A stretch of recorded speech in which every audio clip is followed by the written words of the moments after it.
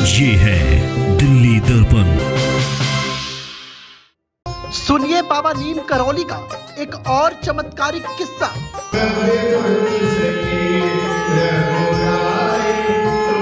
भक्तों का सपना हुआ पूरा, बाबा नीम करौली दिल्ली में विराजे।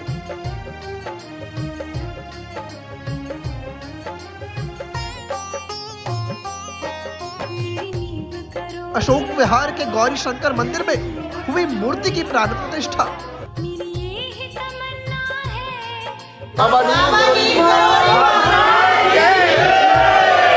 हर मंगलवार को हो रहा हनुमान चालीसा और सुंदर कांड का पाठ।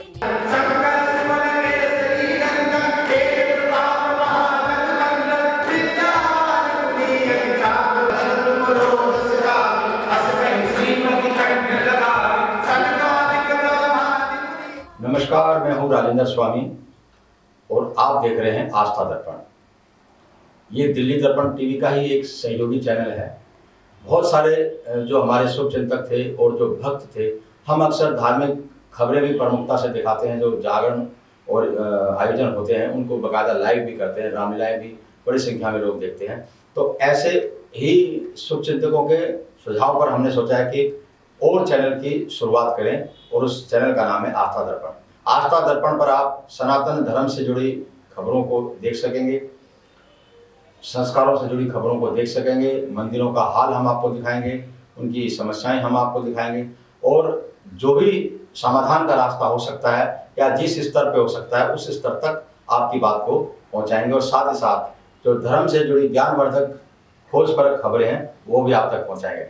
तो आज इस एपिसोड में हम सबसे पहले हम शुरुआत कर रहे हैं बाबा नीम करौली की मूर्ति की स्थापना है, दिल्ली में भी है और ये शायद पहला मंदिर है दिल्ली का कि भक्त खुद आगे आकर के सामने आए और बाबा की एक बहुत बड़ी भव्य मूर्ति अशोक विहार फेज 4 के गौरी शंकर मंदिर में इस मूर्ति की स्थापना हुई है। और जब स्थापना हुई तो उस वक्त की जो नज़ारा था, जो भक्तों का जो भावनाएं थी, वो सचमुच द्रवित करने वाली थी और देखने वाली थी।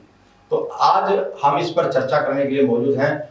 यही इसी मंदिर में इन भक्तों ने ये तय किया है कि हर शनिवार को यहाँ पर हनुमान चालीसा होंगी और जो भी बाबा नीम करौली के भक्त और उनको मानने वाले हैं वो बड़ी संख्या में दूर दूर इलाकों से वहाँ पे आ रहे हैं। हर शनिवार को यहाँ पर हनुमान चालीसा का पाठ होता है और ये वो मंदिर है जहाँ पर अखंड पाठ भी चल रहा है श्री रामायण का। तो इन सब पर मौजूद है हमारे साथ बात करने के लिए हिंदू सिंह वाहिनी सेना के चेयरमैन है, राष्ट्रीय चेयरमैन बबलेश पंडित। और जो ये मूर्ति की स्थापना हुई है, हम दोनों के ही मन में ये विचार आया था, अचानक ये उठे और कि बाबा के मूर्ति अगर यहाँ स्थापना की जाए तो कैसा रहे। हम उसी दिन हमने ये विचार आपस में डिस्कस किया और तुरंत न केवल वो विचार साकार रूप हो गया बल्कि बड़ी संख्या में भक्त भी आकर के जुड़ने लगे। तो इस सब पर चर्चा करने के लिए हमारे साथ बबलेश पंडित है। मैं तो दूसरी बार गया हूँ, आप ही ने बाबा के दर्शन मुझे कराए थे जी। और मैं तो दिल्ली दर्पण टीवी की माइक आईडी भी बाबा के चरणों में रखी थी। तो लग रहा था कि अचानक ऐसे प्लान बन जाएगा और हम एक मूर्ति बाबा की स्थापना यहाँ कर देंगे, बाबा हमारे बीच आ जाएंगे और भक्त बड़ी संख्या में हमसे जुड़ने लगेंगे। नमस्कार। पहले तो स्वामी जी मैं आपको आस्था दर्पण के लिए बधाई देता हूँ कि आप बाबा जी के पास होकर आए और आने के बाद आपके 2 चैनल थे और अब 3 चैनल हो गए हैं। पहले तो आपको उसकी बहुत बहुत बधाई। तो बाबा जी की कृपा ही है कि आपने दिल्ली दर्पण की आईडी वहाँ रखी और आपको एक चैनल और शुरू करने की प्रेरणा मिली। और अब आपने दूसरा जो मेरे से सवाल किया वो ये किया कि बाबा जी की मूर्ति को लेके। तो जी गौरी शंकर जो मंदिर है इसमें पिछले 17 वर्षों से बिना रुके एक दिन के लिए भी या एक पल के लिए भी अखंड रामायण का, श्री अखंड रामायण जो पाठ है वो चल रहा है। तो मेरा भी उस मंदिर से काफ़ी जुड़ाव है, आना जाना है और मैं वहाँ आता जाता था। और जब हम कैची धाम गए, कैची धाम में हमने बाबा जी के दर्शन किए और जब बाबा जी के बारे में हमको पता लगा तो मन में एक विचार आया कि हम रोज़ कैची धाम नहीं जा सकते। अगर हमें बाबा जी से जुड़ना है तो हम उसके लिए क्या करें। तो विचार आने के बाद मैंने आपसे संपर्क किया और हमारी चर्चा हुई कि क्यों ना हमारे मंदिर में जगह है, हम आचार्य महेंद्र चतुर्वेदी जी से बात करें और बाबा की मूर्ति की यहाँ स्थापना करें। और वो चर्चा हमने आगे जाके की। तुरंत तैयार हो गए थे, आचार्य जी तुरंत तैयार हो गए, लेकिन कुछ बाधा, कुछ विघ्न आए छोटे मोटे, लेकिन हनुमान जी की और बाबा जी की कृपा से वो सारे विघ्न दूर हो गए। और उसके परिणाम स्वरूप आज ये है कि बाबा जी यहाँ विराजमान है। और इसके पीछे जो मुझे सबसे बड़ा कारण लगता है वो ये लगता है कि बाबा जी ने भी इस जगह को इसलिए चुना कि यह 17 वर्षों से रामायण का पाठ चल रहा है, क्योंकि बाबा जी राम का ही नाम लेते थे। बाबा जी 24 घंटे राम का ही नाम लेते थे। राम से अलग कैसे हो सकता, और राम से अलग हो नहीं सकते। तो इससे अच्छी, इससे सुंदर और इससे उत्तम जगह बाबा जी की मूर्ति के लिए मेरी नजर में तो हो नहीं सकती थी। और बाबा जी ने ऐसा हमको उसके लिए प्रेरणा दी, ऐसे हमारे अंदर भावना जगाई कि हम उसको करने के लिए प्रेरित हुए, और हनुमान जी की कृपा से वो मूर्ति की स्थापना हमारी हो गई। तो उसके बाद में अब ये विचार आया कि चलो मूर्ति स्थापना हो गई है और बाबा जी के बहुत भक्त हैं, बहुत दूर दूर से उनके फोन आते हैं आपके पास भी, क्योंकि आपके चैनल में प्रसारण हुआ था। कई बार फरीदाबाद से जी, इवन रुड़की से, करनाल से भी फोन आए मेरे पास। तो अब काफी लोग आते हैं। तो जब बहुत सारे लोग आए तो एक वहां बैठकर ये विचार विमर्श हुआ कि क्यों ना हम हर शनिवार शाम सुंदरकांड के पाठ का आयोजन करें। और अभी ये जो आपने रिकॉर्ड किया है हमारा, ये इस शनिवार को हमारा पहला सुंदरकांड का पाठ था।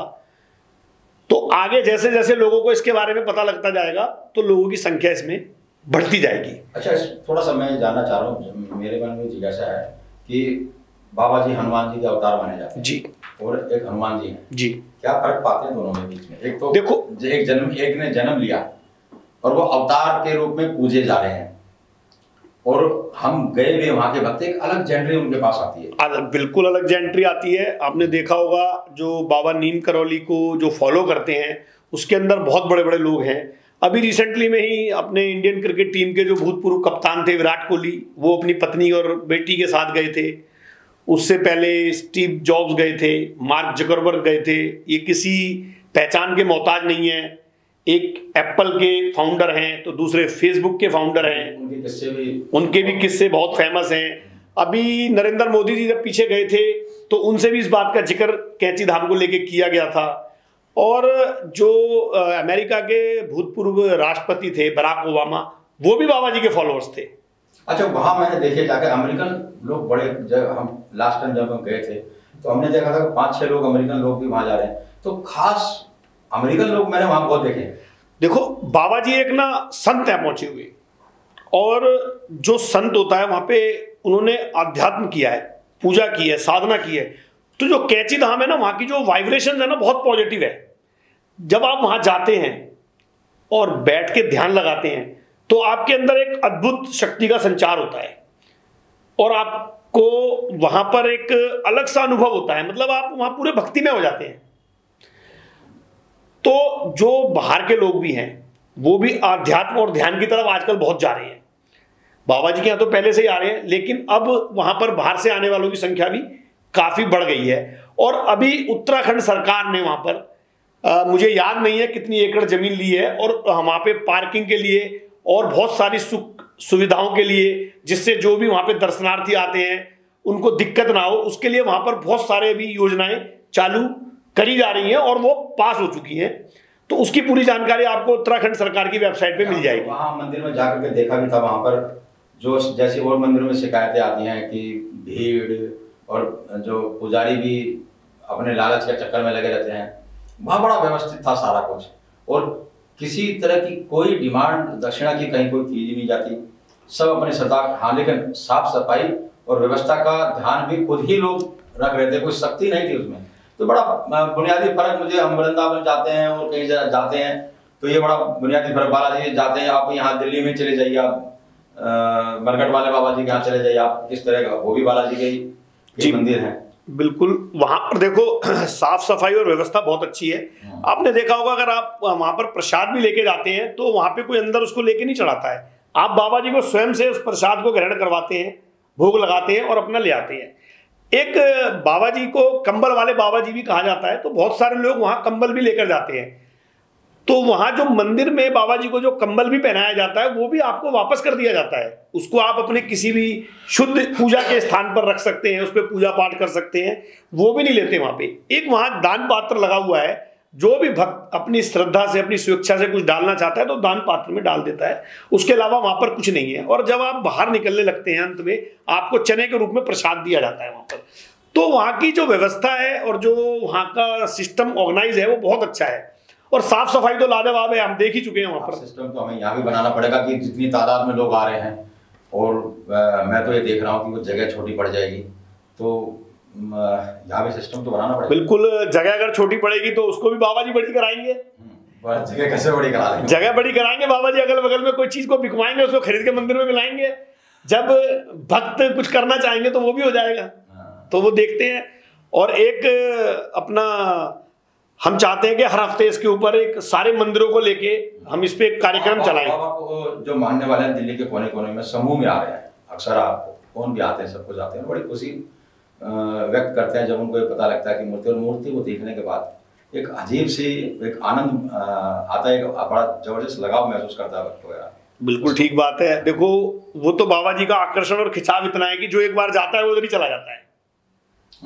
जो एक बार वहां जाएगा, मैं सभी से भक्तों से अनुरोध करूंगा। मैं तो देख रहा हूँ कि आप तो खुद जाते जाते हैं, कभी पुलिस वाले जा रहे होते हैं आपके साथ, कभी उद्योगपति जा रहे होते हैं। सब ये तो हनुमान जी की महिमा है, उनकी कृपा है। जिनको भक्ति में है वो आ जाते हैं। और मैं ये भी कहना चाहूंगा, जो भी इस प्रोग्राम को देख रहे हैं या सुन रहे हैं, हर शनिवार शाम 6 बजे से लेके 7:30 बजे तक सुंदर कांड का पाठ, तत्पश्चात हनुमान चालीसा, और उसके बाद में एक छोटा सा भंडारे की व्यवस्था की जाती है।